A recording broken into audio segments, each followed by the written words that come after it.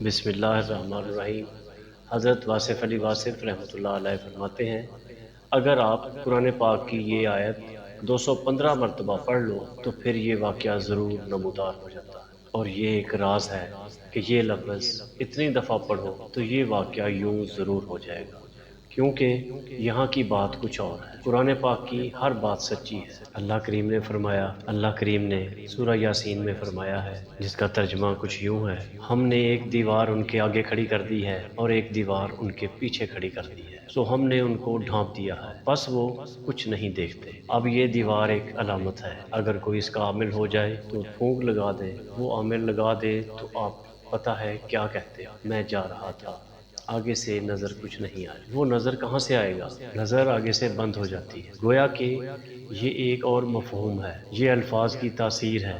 جب آپ یہ آیت پڑھتے ہو کہ اے اللہ تعالیٰ، قل اعوذ برب الناس ملک الناس الہ الناس من شر الوسواس الخناس الذی یوسوس فی صدور الناس من الجنۃ والناس، یہ بار بار پڑھو تو گھر میں سے وہ جو وسوسہ ڈالنے کے لیے آیا تھا نکل جائے گا۔ وہ کچھ اور بھی ہو سکتا ہے، شیطان بھی ہو سکتا ہے اور آدمی بھی ہو سکتا ہے۔ آدمی نے بھی بڑی بڑی تباہیاں کی۔ وسوسہ کس طرح اور کہاں تباہی مچاتا ہے کہ ایک آدمی کی معمولی سی بات کہ آپ دنیا کے بڑے لٹریچر پڑھو، ان کے اندر عام طور پر ایک ویلن موجود ہوتا ہے۔ دنیا کی جتنی بھی کلاسز ہیں، ان میں ویلن کا کام یہی ہوتا ہے کہ وہ لوگوں کے درمیان یا شریف لوگوں کے درمیان ایک وسوسہ ڈال، جس سے وہ ایک دوسرے سے نفرت کرنے لگ جائیں۔ مقصد یہ ہے کہ یہ وسوسہ فی الصدور، یہ شیطان بھی ہو سکتا ہے اور یہ آدمی بھی ہو سکتا ہے، آپ کا اپنا اندیشہ بھی ہو سکتا ہے۔ اس لیے بار بار دعا کیا کرو کہ یا اللہ ہمیں ان وسوسوں سے بچا۔ تو یہ قرآن کا دوسرا اعجاز ہے کہ اگر آپ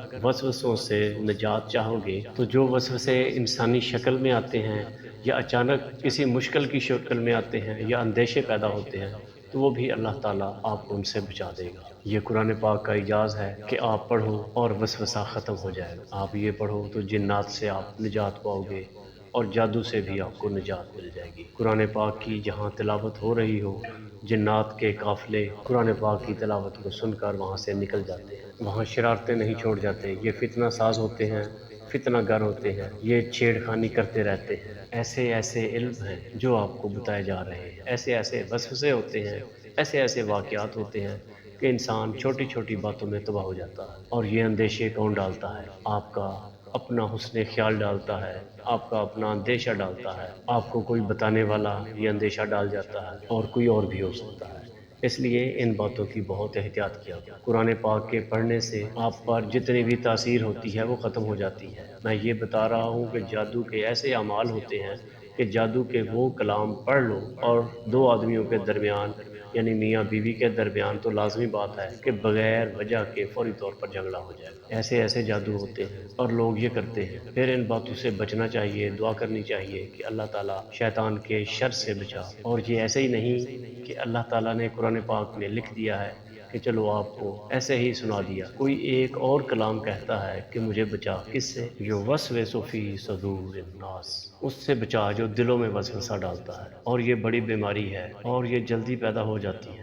وسوسہ آپ کو پتہ ہے کہ وہ کہاں گیا؟ اتنی سی بات کر لو اور آدمی مر گیا۔ گھر سے باہر جانے والوں کے بارے میں گھر میں رہنے والوں کو بتا دو، جو گھر بیٹھے ہوئے ہیں، کہ آپ کا خامند یا آپ کی بیوی باہر جاتے ہیں، پتہ ہے آپ کو؟ وہ کہتا ہے مجھے نہیں پتا، وہ کہتا ہے کہ نہیں پتا، تو پھر کیا پتا ہے تجھ سے؟ اتنی سی بات کہہ دو، یہی بات کافی ہے اس کی تباہی کے لیے۔ کہتا ہے کہ کیا بتاؤں، کیا بتایا جائے، آپ تو درویش آدمی ہو، بتانے والی بات ہی نہیں۔ یہ قرآن پاک کا اعجاز ہے، اس میں ہر قسم کا اعجاز ہے۔ اسے پڑھتے رہا کرو، اللہ کے قریب رہا کرو، اللہ کے قریب رہا کرو، اللہ کے لفظ کے قریب رہا کرو، اللہ کے لفظ کے معنی کے قریب رہا کرو، اس کے معنی کے عمل کے قریب رہا کرو، اس کے عمل کی تاثیر کے قریب رہا کرو، پھر شفا ہی شفا ہے۔ آپ بات سمجھ رہے ہیں؟ تو اللہ کے تقرب کی یہ نشانیاں ہیں۔ اللہ کا کلام پاس ہونا چاہیے اور اس کلام کے الفاظ کے قریب رہنا چاہیے، الفاظ کے معنی ہونے چاہیے، معنی کا عمل ہونا چاہیے، عمل کی تاثیر ہونی چاہیے، اور پھر آپ کا ظرف ہونا چاہیے۔ تو قرآن پاک کے 7-8 حصے ہیں، کہ کون سا حصہ کس کے لیے ہے۔ نیک ہو گئے تو پھر اور طرح سے پڑھو گے، درویش ہو گئے تو آپ کا پڑھنے کا انداز اور ہوگا، ولی کامل ہو گئے تو پھر اور طرح سے پڑھو گے۔ پیغمبروں کو اللہ تعالیٰ نے اور طریقے سے پڑھایا ہے، صوفیاء نے اور طریقے سے پڑھا ہے، علماء نے اسے اور طریقے سے پڑھا۔